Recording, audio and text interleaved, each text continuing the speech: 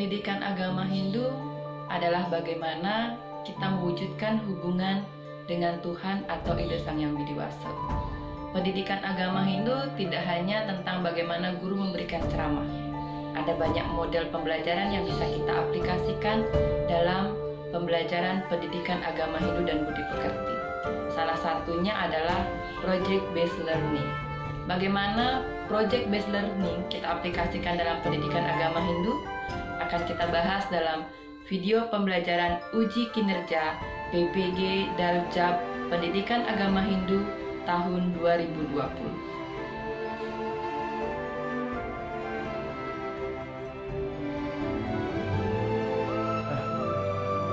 Saya Niluh Erawati Setiawan siap mengikuti UKIN PPG Daljab Pendidikan Agama Hindu tahun 2020 Selasa 8 Desember 2020.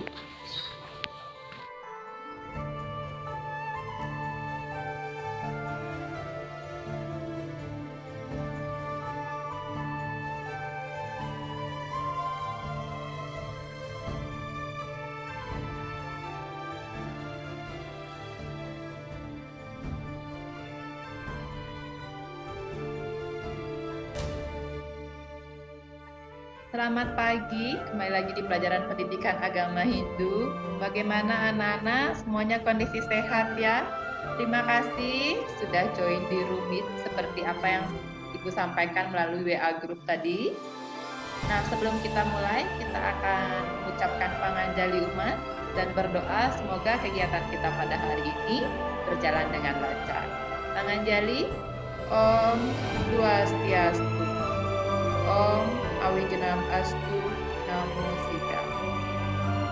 Baik, sudah siap untuk pembelajaran kita hari ini? Nah, sebelum kita lanjutkan, Ibu akan absen dulu. Seperti biasa, kalian harus ingat pembelajaran yang kita lakukan secara online melalui Zoom Meet. Kondisikan aplikasi kalian dalam kondisi mute agar apa yang Ibu sampaikan nanti terdengar dengan jelas. Jadi sebentar Ibu absen, nama-nama yang Ibu sebutkan silahkan raise your hand melalui aplikasi. Dia, Citra, Ari, terima kasih, Falguna, Beni, Nata, Aris, Novi, Mary.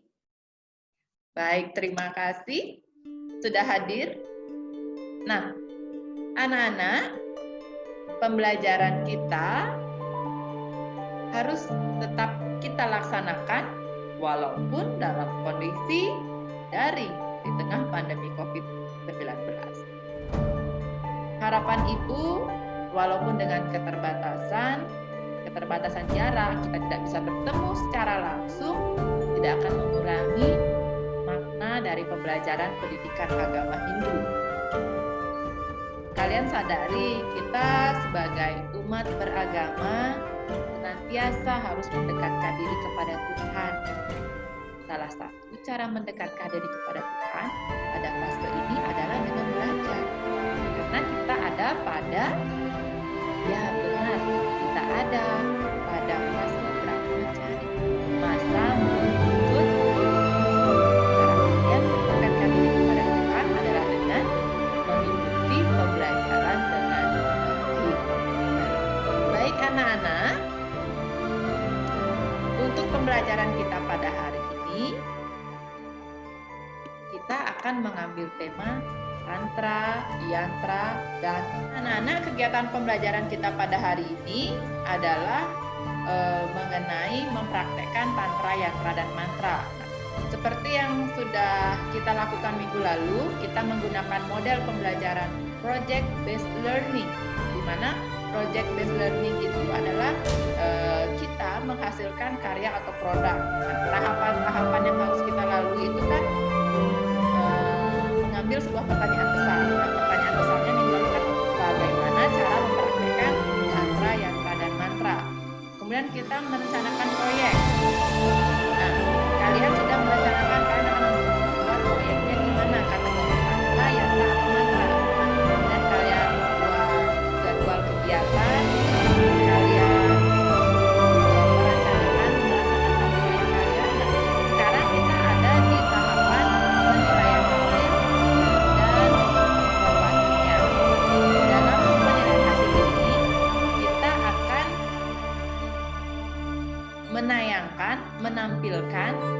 bagaimana proyek yang sudah kalian lakukan secara mandiri di rumah masing-masing, karena pembelajaran kita adalah pembelajaran online. Sebelum itu anak-anak, kita akan pahami dulu mengenai materi cara mempraktekkan tantra, yantra, dan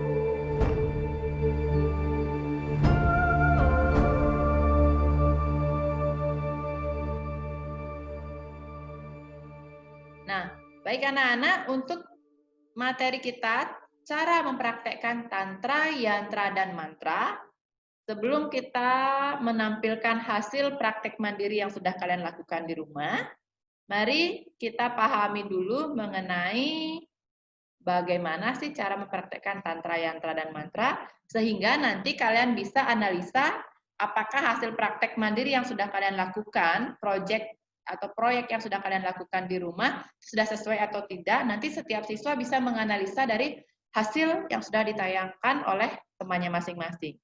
Baik, silakan diperhatikan dulu share screen yang akan Ibu tayangkan terkait materi.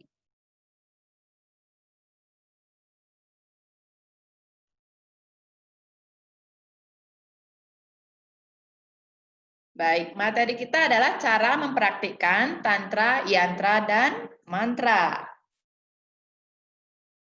Yang pertama di tantra.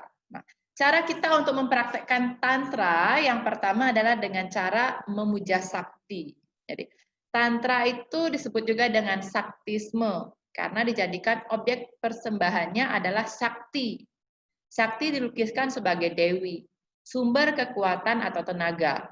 Tantra merupakan ajaran filosofi yang pada umumnya mengajarkan pemujaan kepada sakti sebagai objek utama pemujaan dan memandang alam semesta sebagai permainan atau kegiatan rohani dari sakti dan siwa.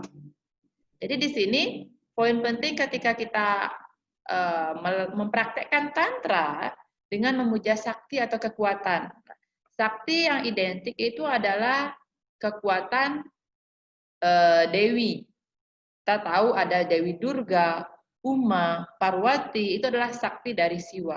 Jadi kita memuja. Dan kalian masih ingat cerita bagaimana Uma berubah menjadi Durga ketika beliau menjalankan tugas untuk menyelamatkan dunia. Kemudian bagaimana juga Uma bisa juga dia menjadi menyeramkan ataupun bisa menjadi cantik, itulah kekuatan, ya. Kemudian yang kedua adalah dengan meyakini pengalaman mistis. Jadi anak-anak, terkadang setiap orang itu memiliki pengalaman-pengalaman mistis yang berbeda. Nah, untuk para penganut tantra, meyakini pengalaman mistis adalah merupakan suatu keharusan yang menjamin keberhasilan seseorang dalam menekuni tantra. Artinya, ketika dia sudah mendapatkan sebuah pengalaman dari segi mistis, berarti dia sudah bisa atau berhasil dalam menekuni ajaran tantra. Nah, kemudian yang ketiga, simbol-simbol erotis. Nah, dalam perkembangannya, tantra sering menggunakan simbol-simbol materi termasuk simbol-simbol erotis. Nah, mungkin kalian pernah lihat ada beberapa arca yang terkesan vulgar penampilannya, bentuknya. Nah, itu sebenarnya bagian dari tantra, anak-anak.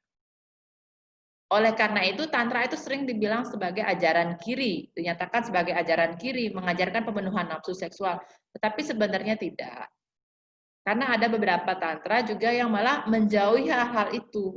Jadi menjauhi minum-minuman keras, mabuk-mabukan, hawa nafsu, dan yang lainnya dalam melaksanakan ajaran tantra. Tetapi memang ada beberapa kategori atau kelompok tantra yang menggunakan simbol-simbol erotis dan pemenuhan nafsu sebagai salah satu cara mempraktekkannya. Kemudian yang keempat adalah penyelamat dunia dari kehancuran. Nah, seperti ini kita bahas tadi di poin kedua. Jadi memuja sakti. Jadi peran Dewi Durga itu sudah berapa kali dinyatakan adalah untuk menyelamatkan dunia. Nah, Salah satunya ketika beliau menyelamatkan dunia dari kehancuran moral. Beliau disebut dengan Kali Mosada, Kali Maha Usada. Kali itu udah Dewi Kali, nama lain dari Dewi Durga. Maha Usada, Usada itu obat. Ya. Kemudian beliau juga disebut sebagai Kalika Dharma ketika beliau menyelamatkan bumi dari kekacauan moral. Nah, selanjutnya yantra, anak-anak. Yantra itu adalah simbol kan, kemarin kita bahas. Yantra itu sarana tempat memusatkan pikiran. Nah, unsur-unsur dalam sebuah yantra itu ada bindu, garis lurus, segitiga, lingkaran, heksagon, bujur sangkar, pentagon, garis melintang, swastika, bintang segi enam atau disebut dengan heksagon, dan padma. Nah, kemudian bentuknya seperti ini, bindu, ya. Ini termasuk dari bagian-bagian dari yantra. Nah, ini salah satu contohnya nih. Ini yantra Sri Cakra. Dan ini yantra Ganesha, Ganapati yantra. Nah, cara mempraktekkan yantra adalah dengan menggunakan yantra ini sebagai fungsi-fungsinya tersebut. Misalnya yantra raja digunakan untuk memenuhi segala permohonan. Yantra Sarwa Tobadra ya untuk mengamankan lingkungan. Yantra Smaraha melenyapkan keinginan. Jadi ketika kalian melakukan meditasi untuk kalian bisa tenang, kalian bisa menggunakan yantra Smaraha. Kemudian ada yantra Mukti, penuntun bagi seseorang untuk mencapai moksa. Yantra Sri Cakra untuk memperoleh keberuntungan. Yantra Ganapati yang tadi kita tampilkan itu adalah untuk memperoleh perlindungan. Kemudian ada yantra Wisnu adalah untuk memperoleh kemakmuran. Nah, yang ketiga anak-anak adalah mantra. Mantra itu dapat dibedakan menjadi 4 sesuai dengan dampak atau pahala dari pengucapan mantra. Yang pertama adalah sida, yang kedua sadya, yang ketiga susida, yang keempat ari. Nah, sida itu artinya berhasil. Side bahasa Balinya ya. Dan sadya yang penuh pertolongan, siap dia. Dan susida yang dapat menyelesaikan. Dan ari adalah yang dapat menghilangkan musuh.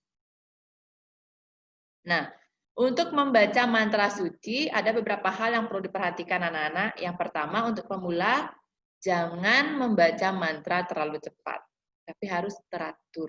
Ya, jaga irama tempo sehingga dapat menghayati maknanya. Kemudian yang terakhir, jangan berhenti di tengah putaran mala.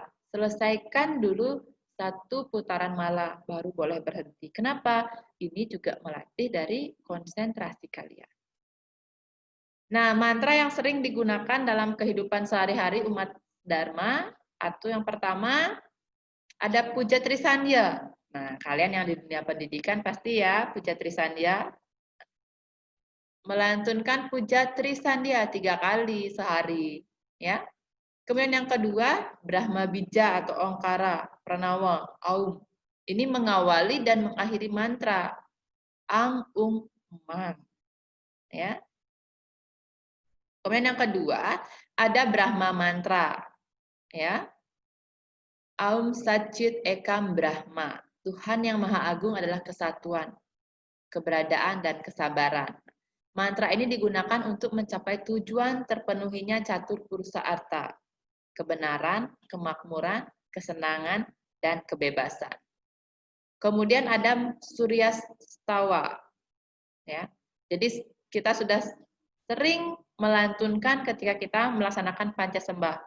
Om Aditya Sya Param Jyotir Rakta Tejo Namostute Sweta Pangkaja Madhyaste Baskaraya Namostute. Itu sudah kita lantunkan. Itu contoh-contoh dari mantra yang sering kita lantunkan di dalam kehidupan sehari-hari. Baik anak-anak, setelah ini akan kita lanjutkan ke menyimak hasil praktek atau hasil proyek mandiri yang sudah kalian kerjakan di rumah masing-masing. Anak-anak, Kita akan lanjutkan untuk mempresentasikan hasil kerja atau hasil praktek mandiri yang sudah kalian lakukan. Nah, sebentar akan kita tayangkan hasil praktek mandiri, kemudian kita akan langsung menganalisa. Jadi, bagaimana hasil praktek mandiri tersebut sudah sesuai atau belum. Kita akan mulai ya. Pertama, silakan diperhatikan. Perkenalkan, nama saya Nikada Dita Kirana, absen 13 dari kelas 12 JB1. Di sini saya akan membuat video singkat untuk praktek agama dengan materi yantra, yaitu membuat banten sodan.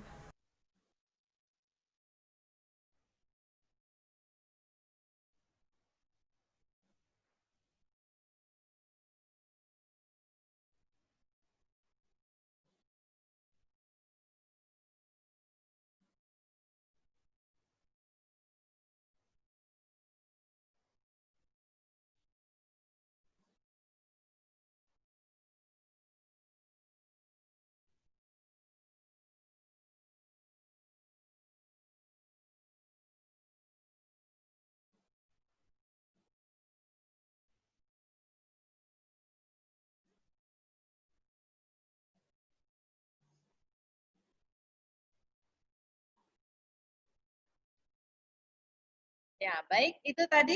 Silahkan untuk dikomentari bagaimana tentang praktek yang sudah dilakukan oleh salah satu teman kalian. Silakan siapa dulu?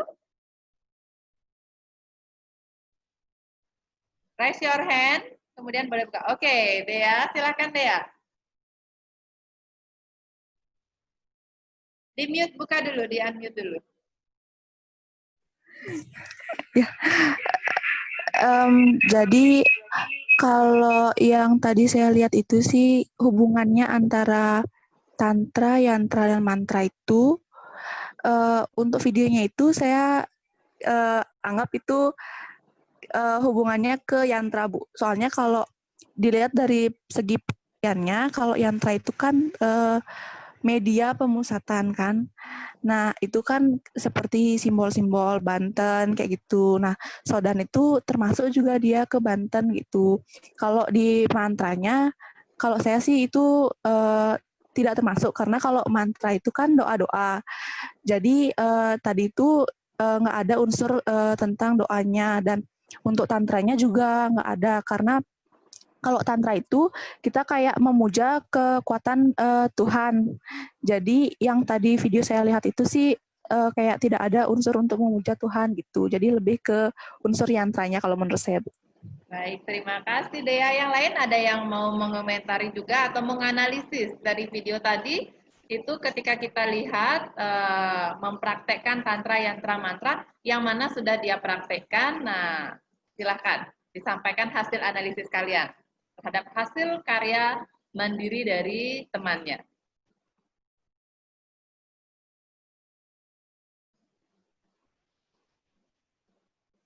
Boleh raise hand, angkat tangan, lalu dibuka unmute-nya setelah ditunjuk namanya.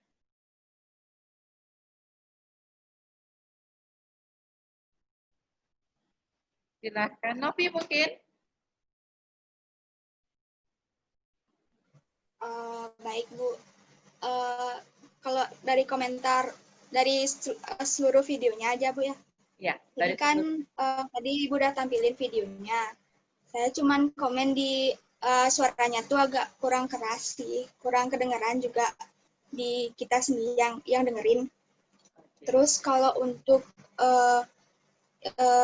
tantra yantra mantra itu saya setuju sama Dea, itu tuh termasuk yantra, kayak simbol-simbol kita mendekatkan diri kepada Tuhan, kayak sarana lah istilahnya, kita mendekatkan diri kepada Tuhan. Dan saya lihat sih udah bagus juga apa sih pembuatan videonya tuh tentang Banten tuh, karena udah lumayan lengkap sih menurut saya Bu. Itu aja. Oke, terima kasih. Kita lanjutkan ke hasil karya dari teman yang lain ya, yang tadi sudah berarti.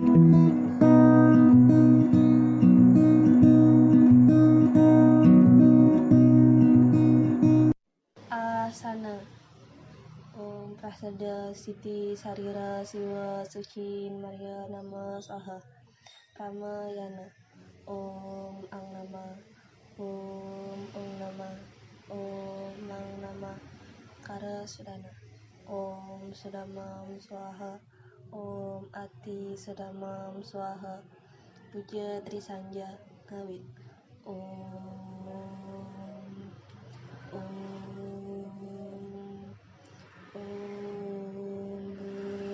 Bhurabhuvaswa Tatsaviri Yona Prachodana Niskalampung Sudah Dewa Eko Ngaraya para urusan Ahimam Punda Swama Memuja Sarwa Santavya Kaya Sama Sama Om Atma Catpatmam Sudamam Swaha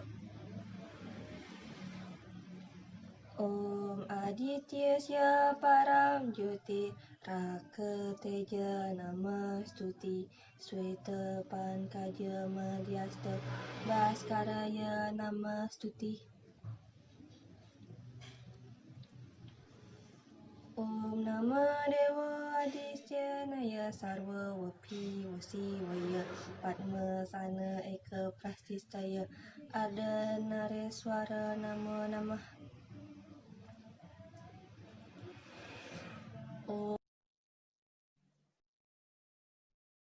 Om Anugraha Manuhara Dewa Rata Nugraharka Arcanam Sarva Pujanam Nama Sarva Nugraha Om Dewa Dewi Mahasidi Yajna Nirmala Matka Laksmi Sidisya Dirgahayu Nirvigna Sukha Prasidisya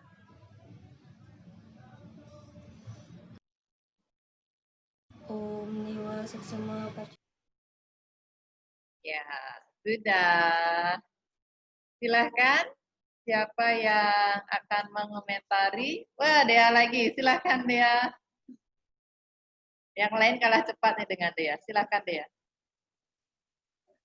Jadi dari video yang saya lihat itu udah termasuk ke tantra, yantra, sama mantra. Jadi Dan tiga-tiganya, dilihat, silahkan. kalau dilihat dari pengertiannya, tantra itu kan memuja kekuatan Tuhan. Terus apa namanya tadi kan dia sembahyang itu di sanggahnya. Jadi dia itu secara tidak langsung sudah memuja kekuatan Tuhan. Oke, good. Dan kalau dilihat dari yantrenya, itu kan simbol dan contohnya itu kayak banten, terus canang yang dibawa sama sanggahnya itu juga kalau menurut saya. Baik. Terus kalau untuk dari mantrenya itu dari Trisandya yang dia lapalkan, terus dari panca sembahnya juga gitu. Jadi sudah menyangkup tantra, yantra, mantra kalau saya. Oke, sudah berarti sudah dari mempraktekkan tantra yantra mantra, ketiganya sudah include di dalam praktik yang ditunjukkan tadi. Ya, baik. Yang lain, silahkan. Siapa? Oh, Bella. Silahkan, Bella. Kalau menurut saya ya Bu, kalau Ya. dari cara mempraktikannya, menurut saya itu masuknya ke mantra. Karena dari cara dia mempraktikannya itu melafalkan pancasembah dengan sembahyang, itu berkaitan dengan fungsi mantra yang merupakan kata atau kalimat yang mewujudkan keinginan spiritual. Baik. Terima kasih Bella. Yang lain ada yang ingin menganalisis lagi videonya, menyampaikan hasil analisanya? Sudah? Cukup? Ya. Masih ada lagi satu, kita akan lihat lagi satu hasil karya teman kalian ya.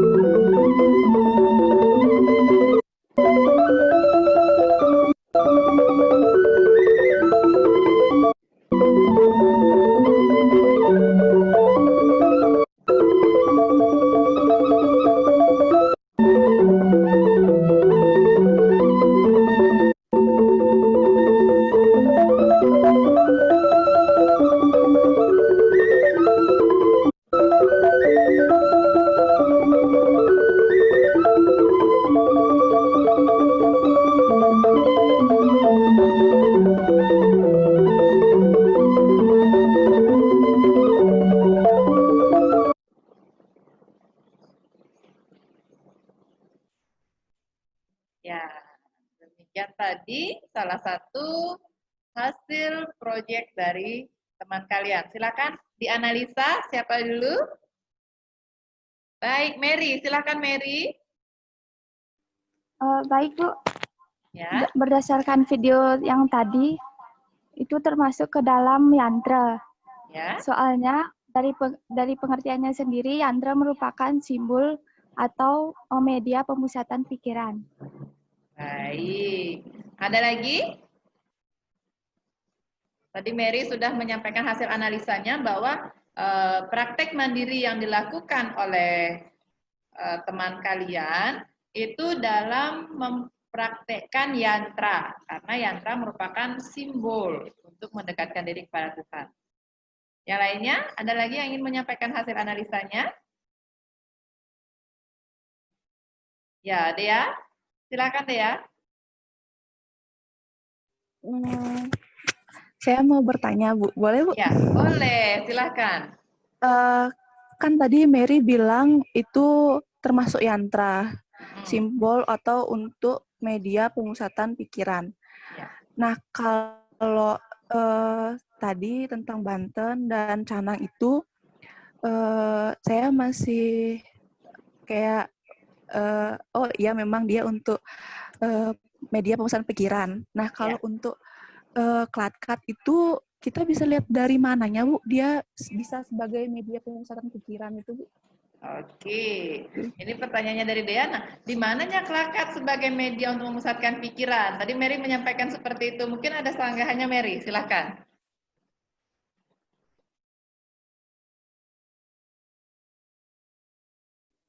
Menurut saya kalau pemusatan pikiran itu kan kalau Klatkat itu biasanya untuk apa ya Bu? Mencaru Bu ya?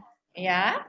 Itu misalnya untuk mencaru itu kayak menghalau hal-hal negatif. Di situ dah kita waktu memberikan persembahannya itu fokusnya pada Klatkat itu untuk menghindari hal-hal negatif tersebut.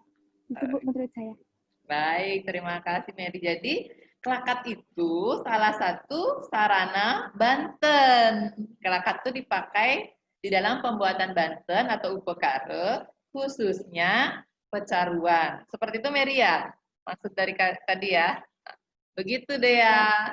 Ya, Bu. Jadi Klatkat itu termasuk dia di dalam konteksnya adalah Banten. Seperti itu deh ya. Oke, gimana deh ya? Bisa dipahami? Bisa. Baik. Terima kasih, Bu. Ada lagi yang ingin menyampaikan analisanya atau mungkin mendiskusikan dari beberapa hasil praktek mandiri yang sudah kita tayangkan? Cukup? Baik, kalau sudah cukup, terima kasih anak-anak sudah menyampaikan hasil analisanya. Jadi, hal tadi adalah menunjukkan bahwa pemahaman kalian di materi tantra, yantra, dan mantra sudah bagus, ya. Baik anak-anak, demikian tadi sudah kita saksikan penayangan dari hasil proyek atau proyek yang sudah dilakukan oleh teman-teman kalian secara mandiri di rumah masing-masing. Sudah juga kalian analisa. Jadi dapat kita simpulkan bersama bahwa ajaran tantra, yantra, dan mantra sudah kita lakukan ya, dalam keseharian umat sedharma. Dimulai dari ketika kita melakukan persembahyangan, memuja Tuhan, memuja kekuatan Tuhan, itulah bagian dari tantra. Kemudian bagaimana kita menyiapkan sarana upekare, sarana-sarana persembahyangan, menggunakan simbol-simbol, itu adalah bagian dari yantra. Dan ketika kita melantunkan doa-doa yang kita ucapkan, itu adalah bukti dari melaksanakan mantra. Jadi, mempraktekkan tantra, yantra, dan mantra dalam keseharian kita sudah kita lakukan, ya, mulai dari sembahyang, menggunakan simbol dalam mendekatkan diri kepada Tuhan, dan mengucapkan mantra.